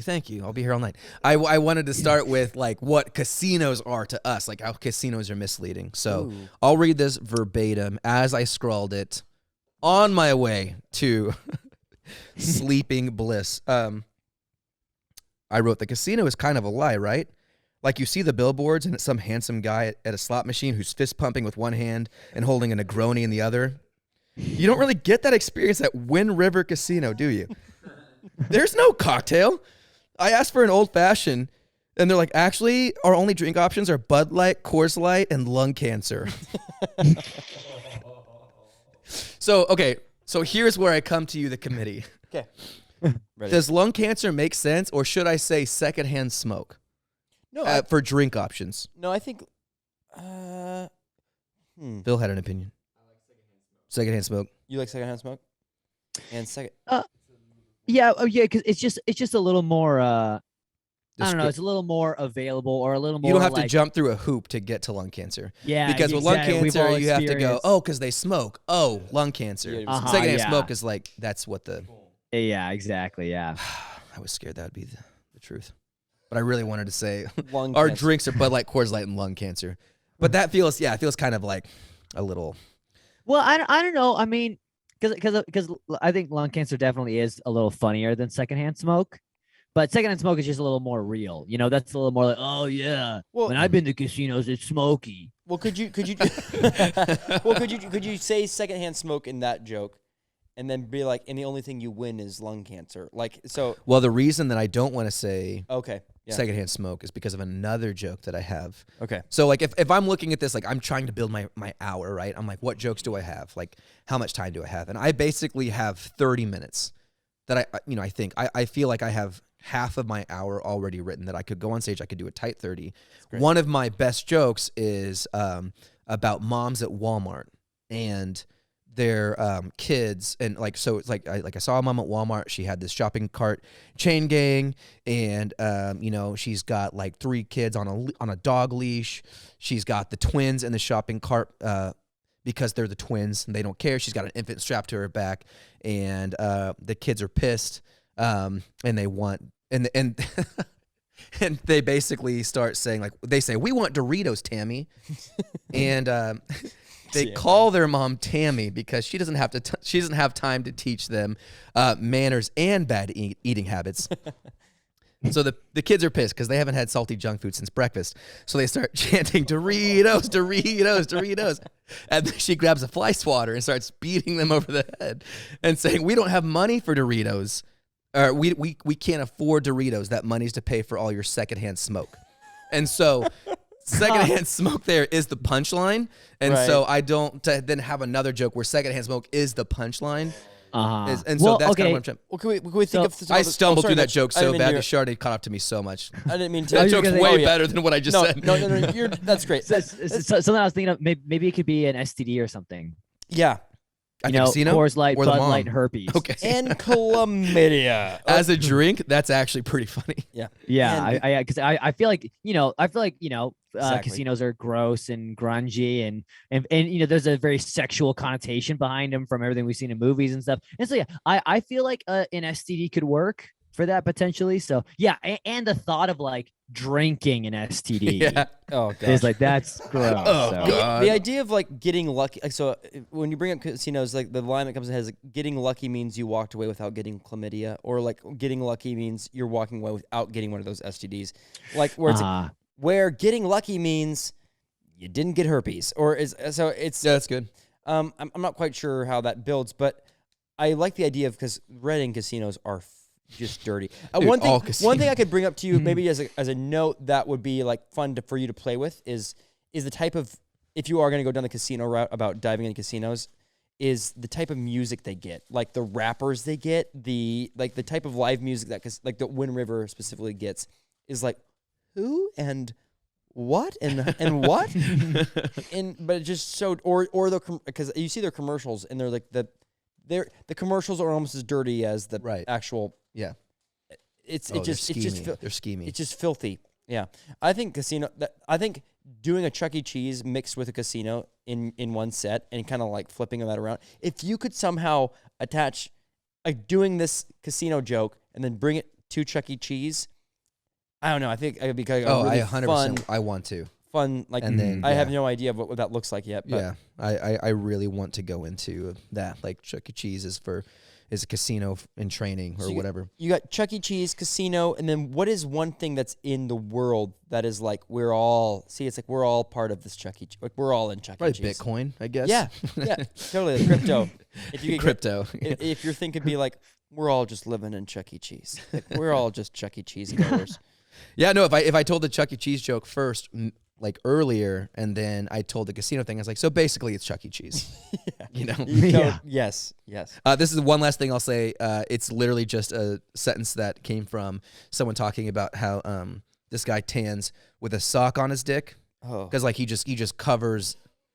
What? He like in a tanning bed, like he just covers his dick with a sock. And so then what the thought that sprung to my mind was, do you think having tan balls is going to get you laid? Or Like really, he's like, but the balls, they got a bronze for sure. Like I really want them to look good. I don't know if it's anything, but who is? Can I ask who? no, it was like a podcast or something. The guy's like, yeah, I tan with a sock over my dick. No, but it was like a thing. It was like normal. Like you cover your penis while you tan. Is That's your normal? Is your see, think the it's question normal. that I go down is your penis susceptible to cancer more than your balls?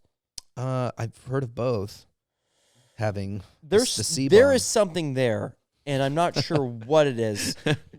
I'm not sure what it is. but Well, it's worth I'll writing down. develop. We'll Yeah, dive more we'll into play, that later. We'll play with that. I like that. Yeah. But Mitch, let's dive into. Do you have any jokes that you want to kind of workshop Well, or pitch? Or Also paired with that, it's a 2-part question because you're our guest tonight. Ruh-roh.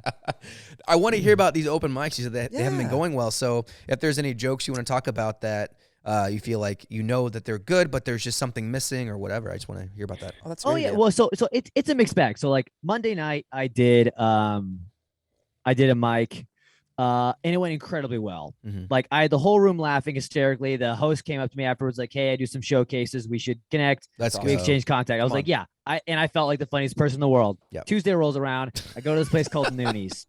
I'm the very last comic up again at this place, Noonies. There's like 5 people in the room. The energy's pretty much dead. You said the first person?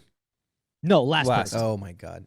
I'm dead last. And so, but I actually got a few laughs this time. And so I was like, you know what? I'll take that as a win because Noonies is a hard room to do around here. And then that night I do this place called Limerick.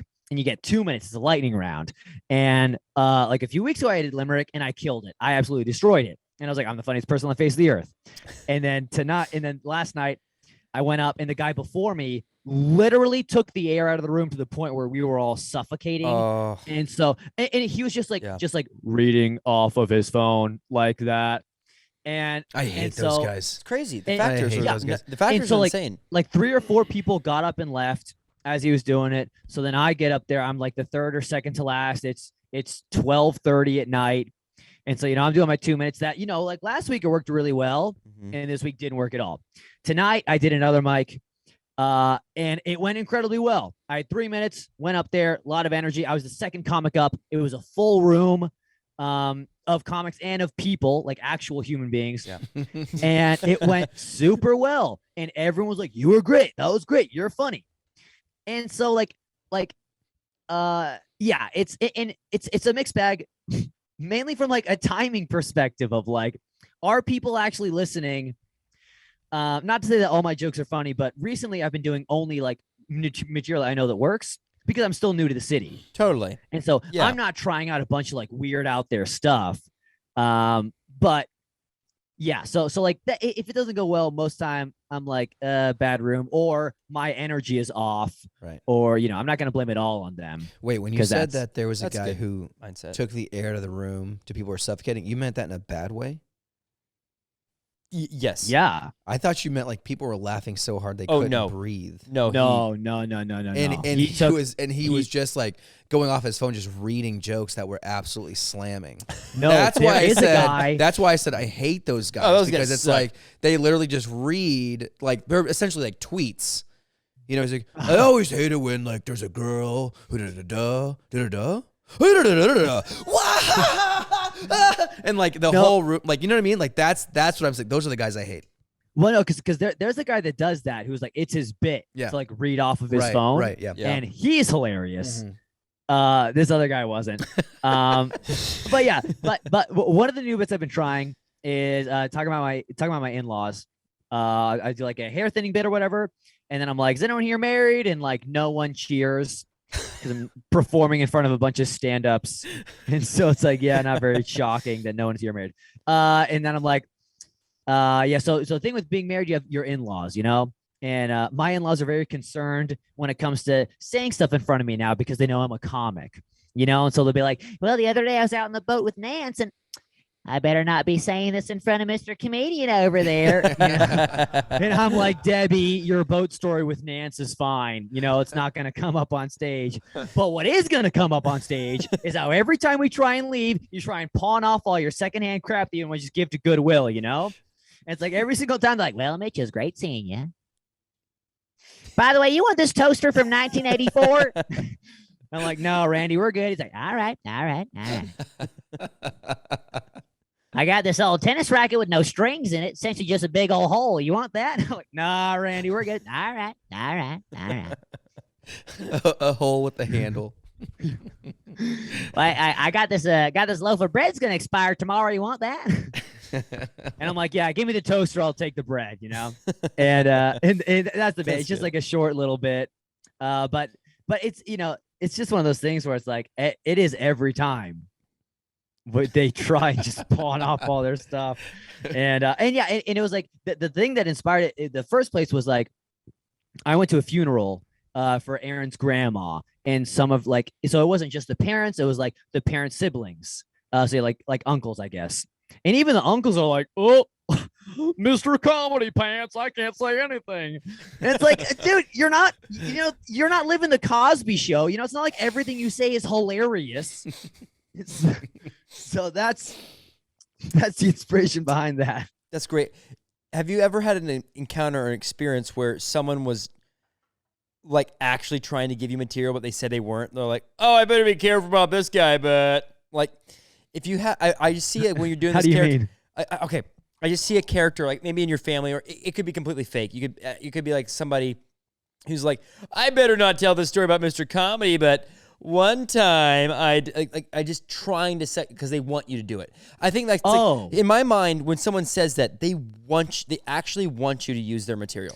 Like it's like they're actually, I hope Mr. Comedy doesn't use this. Actually, no, that's garbage. I'm not going to. I really hope he doesn't, because no, it's not good, because I think it's pretty funny, isn't it? Like, actually, I wrote some jokes for you. Like, I don't know, if there was like if you wrote this guy who's constantly trying to feed you jokes, but playing it off, that might be too separate. And maybe I didn't listen. Like, okay, I did listen, but like, I feel like that could be like a funny like character.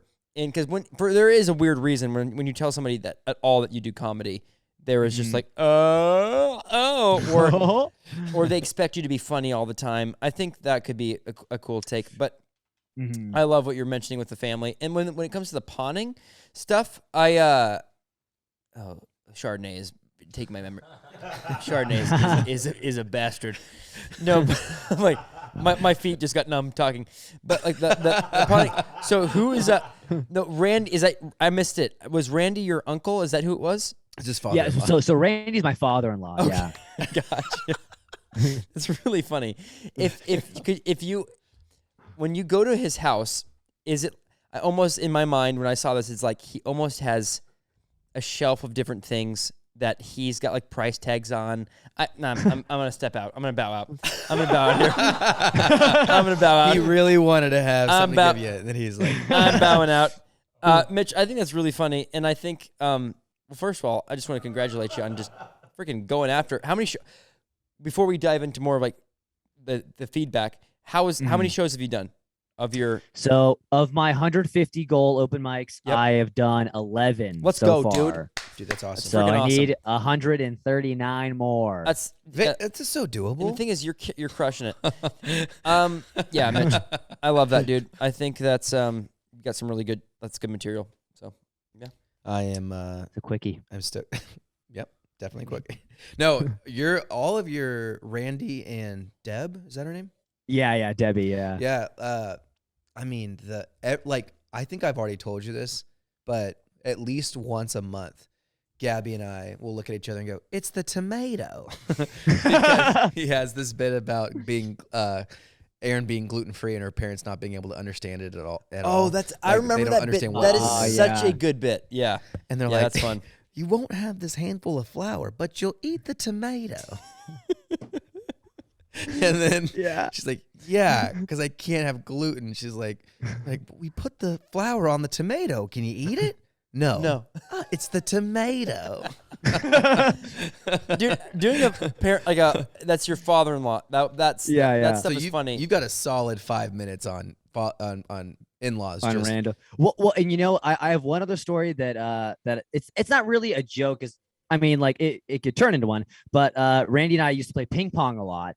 And my whole thing in ping pong is like I just play defense. Like I wait for the other person to mess up, and Randy loves like slamming it, and he messes up, and I beat him. I beat him frequently. He's very competitive. That's hilarious. But here's the thing. Whenever Randy like misses the table, he goes, Come on, Randy, you're giving him the game. without fail. He says that like almost every time. Oh, that's dude. You need to have. Okay, that's official. You need to have a whole Randy bit. I want more Randy. Yeah, to the point where Oh my gosh, whenever you go on that's so stage funny. and you're doing your second special and you're like, so I've got this father-in-law, Randy. The crowd cheers because they Randy. they can't get enough Randy bits. Come on, Randy. You're giving Aziz Ansari has Randy. his nephew so good, or Mitch. his nephew Aziz funny. Phil Aziz Ansari. He has that nephew. What's his name? He's like you know what I'm talking about? It's like Carl or Daryl or it's too late. Our producer is But he has a relative like that. Yeah. Where it's like he calls it out. But I think it would be. I mean, it sounds like from what hearing it, you have some really funny Randy material, and it would be like, you know, you even go from like marriage, go into marriage to about Randy, about like, you know, one thing that's great about being married is you get new parents, and you get to discover these new parents and their quirks and to build that over time. And one of my favorite things to do with my father-in-law is play ping pong, and you just I think. Because there's an endearing side to that. And the thing is, you're going to relate with a lot of people. Everybody, not me yet, but everybody gets experience what it's like to get a father-in-law. They have their funny quirks. There's this new thing, and there's this relationship you have to build. I think father-in-law. I actually can't think of a lot of comics who have touched on father-in-law material, and it's a really funny dynamic. Oh, it really is. It's so vulnerable and kind of intimidating. It's like, I am married. Oh, yeah. I married your daughter, and I sleep with your daughter. It's weird, but like I really think that there's some really funny gold there.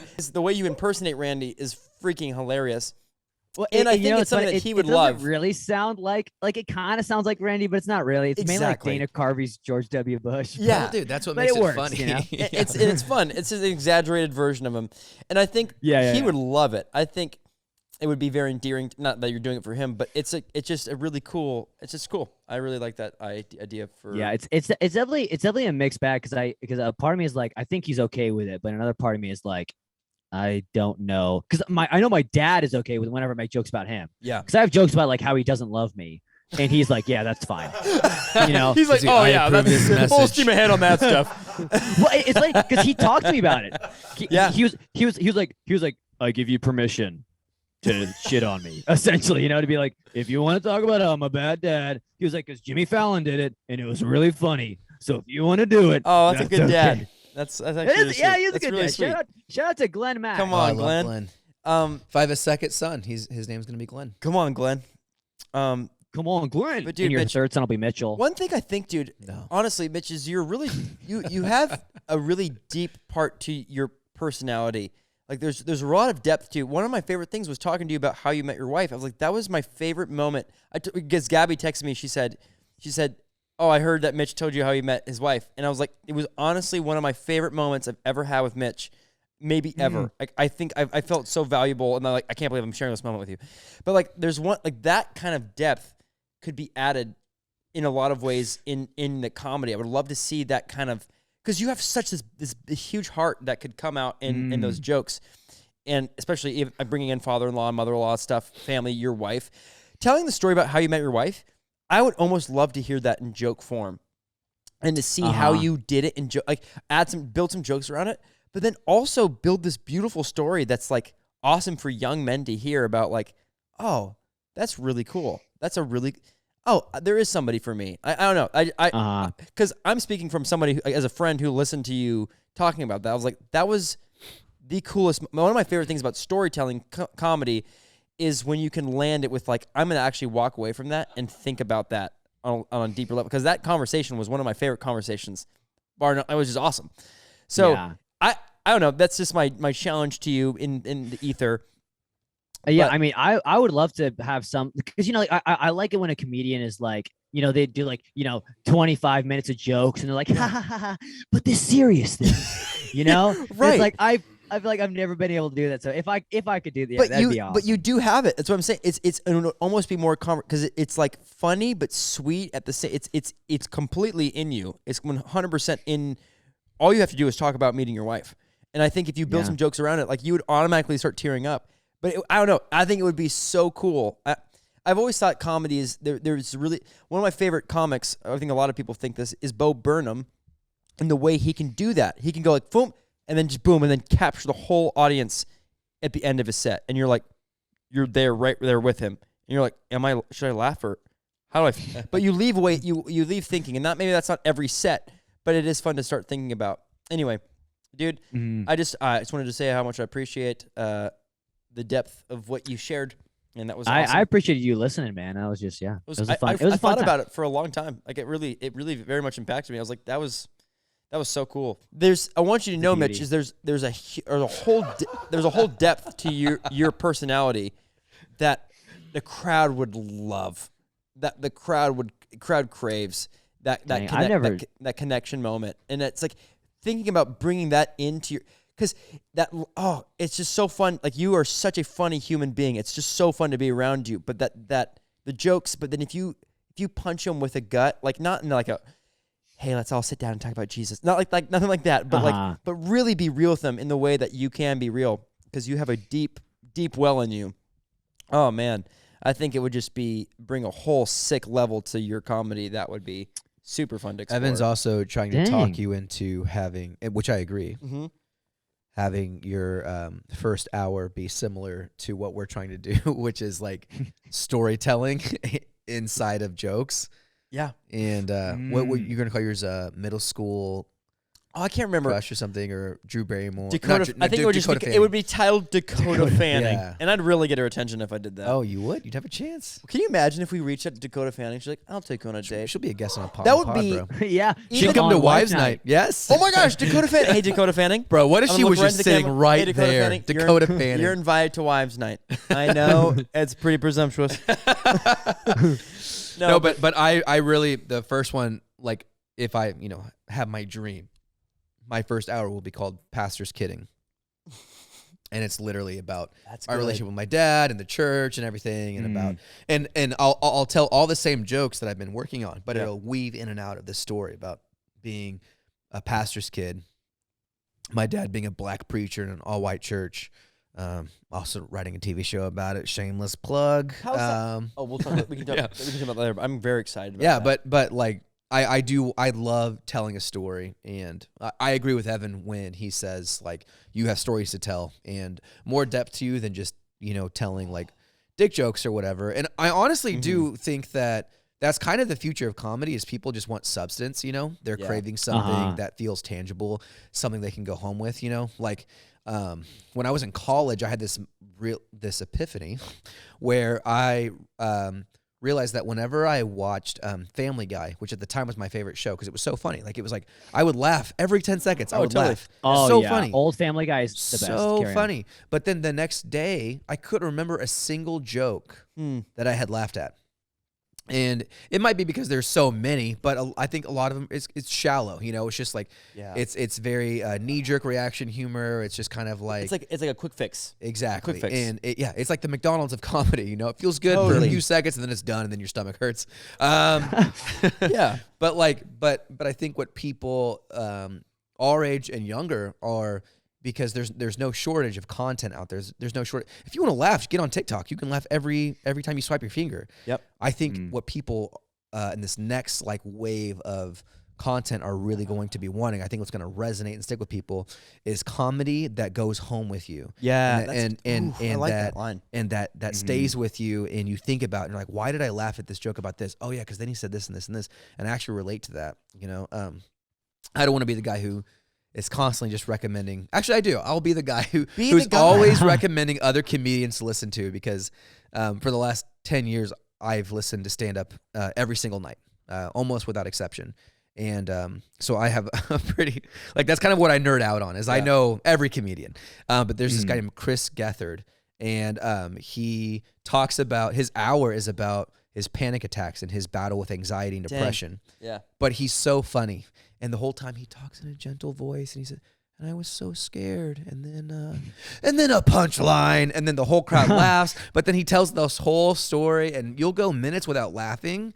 But after the hour goes by, you're like, that was hilarious. But I also walk away, I feel like I'm healed from something, you know? And Cool. that's a long tangent, boys. I'm sorry. But No, to go there. all that to say, Yeah. I agree with Evan. I think you should tell stories inside of your stand-up. Yeah, that was all. Yeah, I said that all because of like that one moment. Mitch was like, that was one of my favorite moments with Mitch. Is in my mind. I'm like, oh, Yeah. I told your sister that. I said that was one of my favorite moments with Mitch ever. And I don't know if it's because we had too much G&T, but it was like I was like I'm not gonna settle. Like in my mind, when you shared that story about your wife, like this is the power of like going on stage and sharing a story like that. It's like I'm not gonna settle until I find that what Mitch found. I'm not gonna settle until I find something like that for myself, which is going to be if you have a crowd of people who love you because they're laughing at you and they're laughing with you. And if you say something like that, they're like, oh, actually, I can have something really good in my life, too. I don't know. That was awesome. So good. I'm laughing at Phil trying to pretend like he never played FIFA for the last 30 minutes of this podcast. He's like, he like trying to like calm his breathing and like. Who won? Who won the FIFA game? I pulled the W on. Can we play? Marin's. Can we please Hey. play that afterwards? Or like, Yeah. okay, It's I'm like- terrible, but I love it. The video version of our podcast, there's like a corner where it's just FIFA. Oh, I playing would in the love background. that. People would be very engaged. The Anyway, live stream. Mitch, I go back. I can't believe you beat me. Bro, I've been practicing, bro. You're really good, Phil. I saw the score. Was like, how did you win? 3-0? No, it was 2-1. I realized though Soccer. I lied. halfway Hey, through Trey, though I lied about realized that it may have been distracting me. I'm really sorry. Oh No, no, we don't were be having sorry. We were having a great conversation. Been going No, on, you but were fine. a few times I did Oh, yeah. watch the screen, so Anyway. you'll have to definitely use the camera that's facing Evan because I was like, oh shit, he's about to kick Yeah, a well, penalty. the green screen. Yeah, anyway. Trey's eyes. Mitch, you're a man of action, and we freaking believe in you. And this is just a good. I'm just so stoked to be friends with you guys. Like genuinely, it is such a cool thing. It's very rare to find like people you really, really like that are going in the same direction that you want to go. It's just awesome. Totally, So absolutely. freaking believe in you, man. And I'm so stoked that you're at. You only have 139 more to. Is that right? 139 more to go. 139 more. 139 mics to go. more mics to go. That's amazing. So congrats on that. You having done 150 open mics when you're looking back on this year, like, can you imagine like how confident, experienced, and just like battle hardened you're gonna be? Like Awesome. that's awesome. Honestly, yeah, like moving from LA to here, because in LA, doing mics was $5 a mic, and so there's just a lot of like, I don't have the money to do that. Yeah. But yeah, coming out here, it's definitely upped my game. I feel like in confidence level and stuff. So it's been a good move, definitely. But and I love everything you guys were saying. Like, yeah, like the vulnerability. I would love to tap into something like that. Like it also feels like I'm a theater kid, and it's like like it's that kind of stuff that I'm craving. But yeah, I mean, I feel like now's a good time to call it unless we got anything else. Because for me, it is 12:16. Good God. How long have we been going for, The Phil? East Coast over there. Oh, we are. That's oh my gosh. Hour 52 Patreon, is the what last we aim for. 52. Holy I smokes! love it. That's a long time. All right. Yeah, no, Mitch. That's Anything we want to say goodbye on? Any last notes? Excited that we are Heck going yeah. to be performing in a month and a half. Oh, it feels Idea. Yeah, Stand-up show / live podcast episode. let's do it. Boom. Absolutely. Roasted. good. Oh, that's Should we that's do a it great before idea. or after our sets? Because Oh, that's. I was Mitch, thinking that's it'd be fantastic. Before, After. what did you say after? What did you say? well, he said After. after. I was thinking. You're I was saying thinking before. after because I feel like the energy would be better, and then we could be like, oh yeah, that joke I did on stage, blah blah blah, as opposed to being Yeah, like this you could joke talk I about will it. do. Oh, you're saying like a debrief, like a comedy debrief. kind of something like That's that, cool. yeah. Yeah, I botched that so one. That's pretty funny. I think I agree with that, but I'm just gonna be devil's advocate and say the other side of that is we go on stage and we talk. We kind of get to, at least if there anyone who struggles with chronic air penis disorder. hey, you're not. Hey, Hey, it's not your fault. it's not my fault. It's not your fault. not alone. It's not your But fault. like, but genuinely, like it could work out kind of the butterflies. You've been on stage for an hour, you've been talking into the mic. Yeah. And then the room's kind of filling in. And then the people who are coming early are the people who are listening to this podcast or, friends of ours or whatever. And then afterwards you go. But Mitch is probably right. Sorry, Mitch, go for it. Because I kind of, you said after, right? You said after. I said after. And the only thing I was going to say is maybe not this time, but maybe for the next one or something, but that's all I was going to say. Evan, what were you going to say? Oh, I kind of, my opinion is, I think it was after. It's the Chardonnay is really hitting hard. I'm forgetting thoughts every 4 seconds. I'm like a goldfish. I'm a goldfish right now. But the reason I think it would be fun to do after is because part of the podcast could be our set. Like if we somehow figured out how to record, if we each had a 15-minute set, that's 45 minutes? Mm-hmm. And the last 15 minutes is us all three talking together. And that our podcast could be, I think it would be cool to see as listeners, you've heard them talk about their jokes. An episode that's now our let's set. listen to their set when we record the audience sound. And that, I don't know if I've ever heard of a podcast like recording audience sound and be like, yeah, see, I didn't get a laugh where I thought I was going to get a laugh right here. Mm-hmm. How could I fix that? And then maybe we break that down.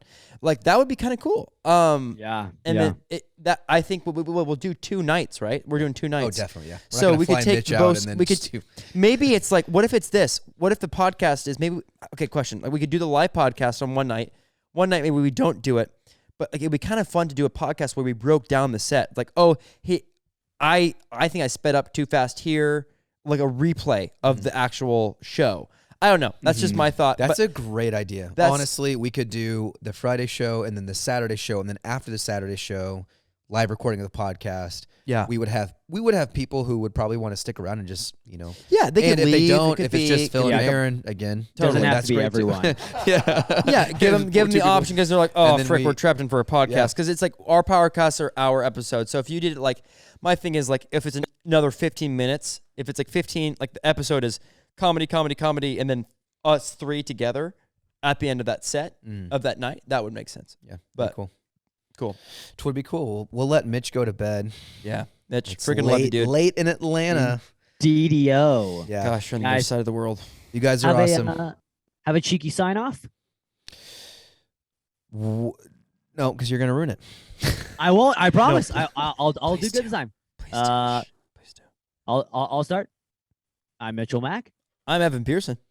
I'm Trey Ellis, and thank you for listening to Unpaid Regulars. God, that was a great episode. You son of a bitch. I didn't do it. I told you. I did it a little late. Good night, everyone. Love you. Bye.